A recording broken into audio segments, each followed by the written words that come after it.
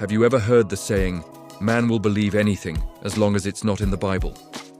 For centuries, we've been told that science and the Bible are at odds. But what if I told you that real, observable science, the kind you can test and see for yourself, actually validates the biblical account? Mainstream science often relies on what's called historical science, which is full of assumptions about the past that can't be proven. Today, we're going to strip away those assumptions and look only at the hard evidence. The truth is, the Bible is an incredibly accurate historical document, and the rocks themselves are crying out, telling its story. Let's start with the age of the Earth. Mainstream science claims it's 4.5 billion years old, a number essential for the theory of evolution. But this age is based on radioisotope dating methods, like potassium-argon and carbon-14 dating. Here's the problem. These methods are demonstrably flawed. When scientists tested rocks from the 1980 eruption of Mount St. Helens, rocks they knew were only a few years old, the labs returned ages of up to 2.8 million years. This isn't a one-off error. Lava flows from known historical eruptions all over the world consistently date to millions of years old. Why? Because they contain excess argon from the mantle, a variable the dating method wrongly assumes is zero. It completely invalidates the technique for dating ancient rocks. Then there's carbon-14. We're told it can date things up to about 60,000 years, after which no detectable C14 should remain. So why do we find it in everything? I'm talking about coal seams supposedly 300 million years old, natural gas, and even diamonds thought to be over 1 billion years old. And yes, even in dinosaur bones.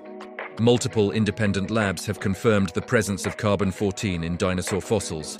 This is scientifically impossible if they are millions of years old.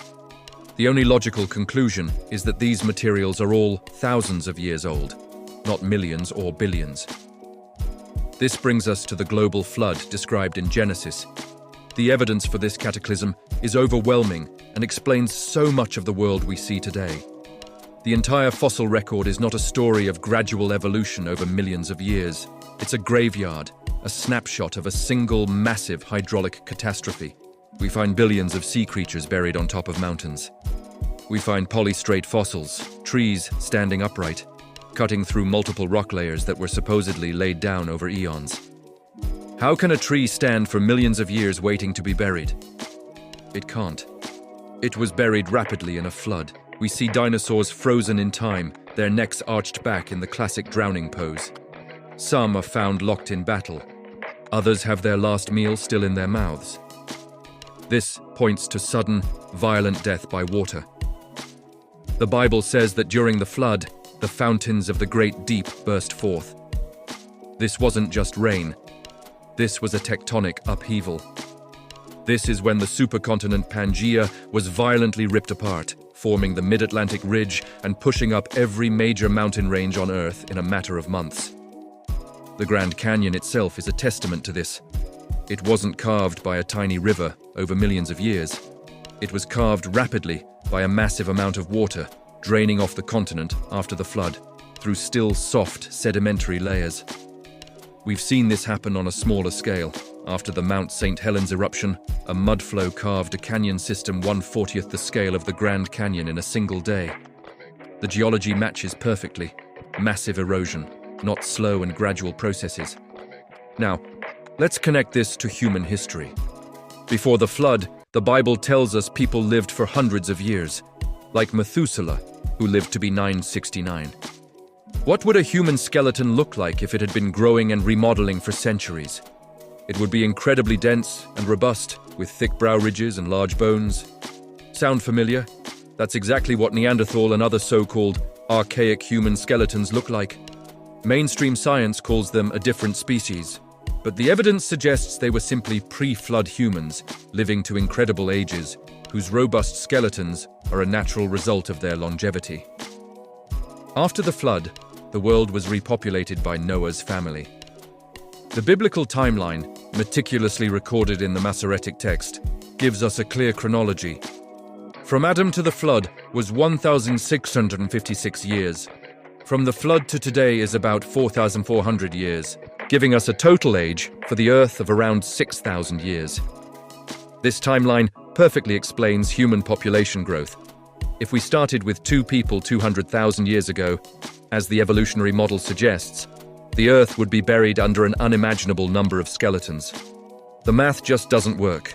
But starting with 8 people after the flood, about 4,400 years ago, leads us directly to our current population of 8 billion.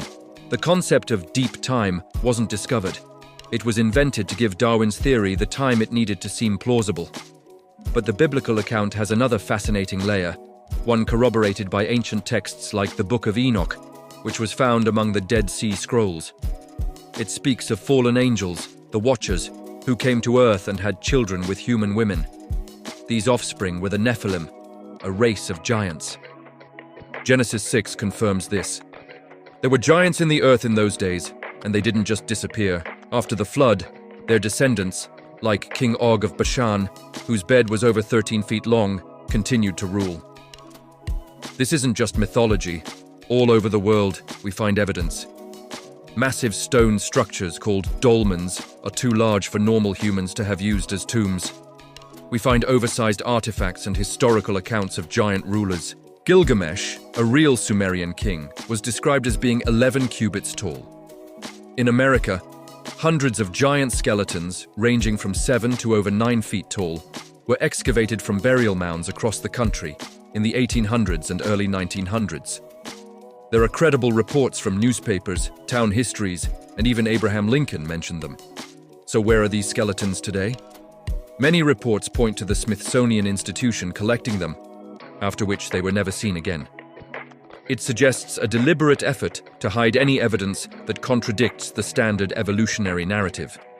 When you put it all together, a clear picture emerges. The dating methods used to prop up deep time are flawed. The geological evidence points to a global flood.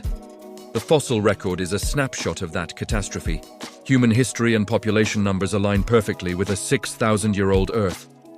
And the accounts of giants, both in the Bible and in global archaeology, fill in the missing pieces of our ancient past. Science isn't the enemy of the Bible. True, observable science is its biggest supporter.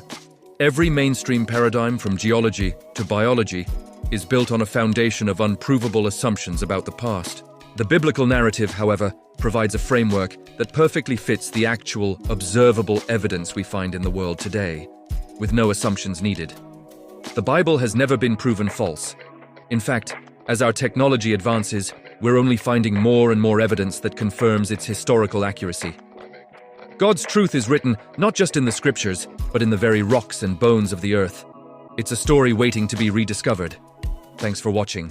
If this opened your eyes, please like, share, and subscribe for more truth.